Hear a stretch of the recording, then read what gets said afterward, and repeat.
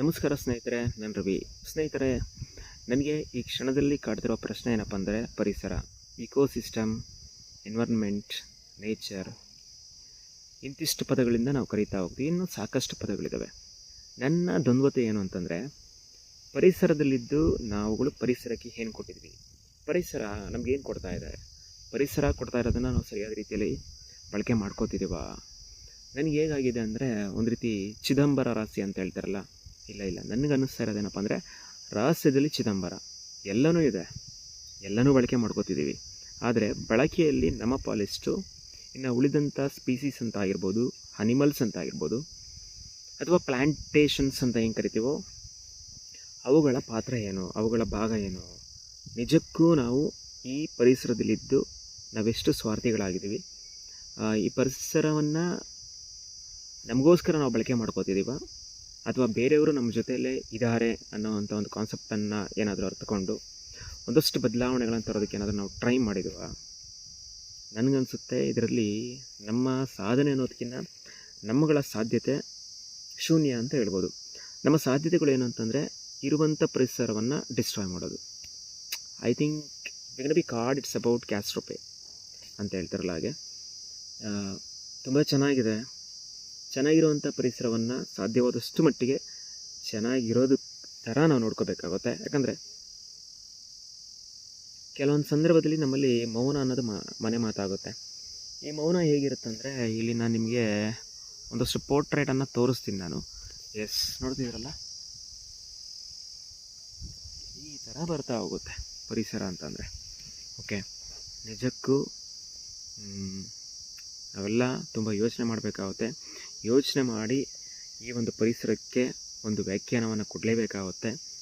ನನಗಿನ್ನ ಹೆಚ್ಚಿನದಾಗಿ ತುಂಬ ಅನ್ನೋದಕ್ಕಿಂತ ಕಡಿಮೆ ಅನ್ನೋದಕ್ಕಿಂತ ಒಂದಷ್ಟು ವಿಚಾರಗಳನ್ನು ತಿಳ್ಕೊಂಡಿರೋಂಥ ವ್ಯಕ್ತಿಗಳು ನಮ್ಮ ಜೊತೆಯಲ್ಲಿದ್ದಾರೆ.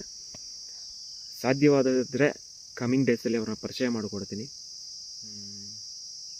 ನನಗಂತೂ ಪರಿಸರ ಇತ್ತೀಚೆಗೆ ತುಂಬ ಇಷ್ಟ ಆಗ್ತಿದೆ.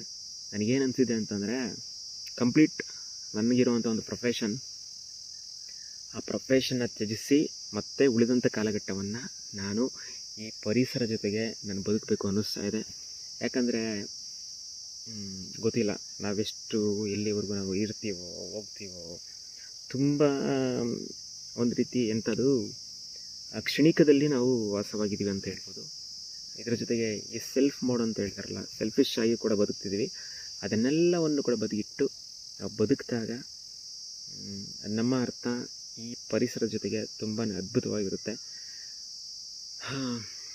ಏನಕ್ಕೆ ಕುವೆಂಪು, ತೇಜಸ್ವಿಯವರು, ದ ರಾ ಬೇಂದ್ರೆ ಈ ಥರ ವ್ಯಕ್ತಿತ್ವಗಳೆಲ್ಲ ಮುನ್ನೆಲೆಗೆ ಬರೋದಕ್ಕೆ ಏನು ಕಾರಣ ಅಂದರೆ ಈ ಒಂದು ಪರಿಸರ. ಹಾಗಂತ ಹೇಳಿ ನಾನು ಅವ್ರ ಬಗ್ಗೆ ಅತಿಶಯೋಕ್ತವಾಗಿ ಮಾತಾಡ್ತಾ ಇಲ್ಲ. ಅವರ ಜ್ಞಾನದ ಪ್ರತೀಕನೇ ಆ ವ್ಯಕ್ತಿತ್ವಗಳು ಅಂತ ಹೇಳ್ಬೋದು. ಅಟ್ಲೀಸ್ಟ್ ನಾವು ಕೂಡ ಅದೇ ಮಾರ್ಗದಲ್ಲಿ ಹೋದರೆ ಕಮಿಂಗ್ ಡೇಸಲ್ಲಿ ಪರಿಸರ ಕೂಡ ಉಳಿಯುತ್ತೆ. ಪರಿಸರ ಜೊತೆಗೆ ನಮ್ಮಲ್ಲಿ ಕೂದಲು ಜೊತೆಗೆ ಜ್ಞಾನನೂ ಕೂಡ ಬೆಳೆಯುತ್ತೆ. ಈಗ ಸದ್ಯಕ್ಕೆ ಕೂದಲು ಕೂಡ ಕಡಿಮೆ ಇದೆ ಅನ್ನಿಸ್ತಾ ಇದೆ ನನಗೆ. ಬರುವಂಥ ಕಾಲಘಟ್ಟದಲ್ಲಿ ಪರಿಸರ ಜೊತೆಗಿದೆ ಈ ಕೂದಲು ಇನ್ನೂ ಜಾಸ್ತಿ ಆಗುತ್ತೆ, ಜ್ಞಾನ ಕೂಡ ಜಾಸ್ತಿ ಆಗುತ್ತೆ. ಯೋಚನೆ ಮಾಡ್ತಾ ಇದ್ದೀನಿ ಏನು ಮಾಡಬೇಕು ಅಂತ. ಎಸ್, ಅರೆ ಹುಚ್ಚರ ಸಹವಾಸದಲ್ಲಿ ಅರೆ ಹುಚ್ಚರಾಗಿ ನಾವಿದ್ದಾಗ ನಮ್ಮಲ್ಲಿ ಮತ್ತೆ ನಮ್ಮನ್ನು ಕಂಡುಕೊಳ್ಳುವಂಥ ಪ್ರಯತ್ನಗಳಾಗ್ತಾನೆ ಇರುತ್ತೆ. Thank you so much. ನನ್ನ ಮಾತುಗಳನ್ನು ನೀವು ಕೇಳಿಸ್ಕೊಂಡೇ ಇರೋದಕ್ಕೆ, ನೀವು ಕೇಳಿಸ್ಕೊತಿದ್ದೀರ ಅಂದರೆ ನೀವೆಲ್ಲರೂ ಕೂಡ ಬುದ್ಧಿವಂತರಾಗಿರ್ತೀರ. Thank you so much. Bye.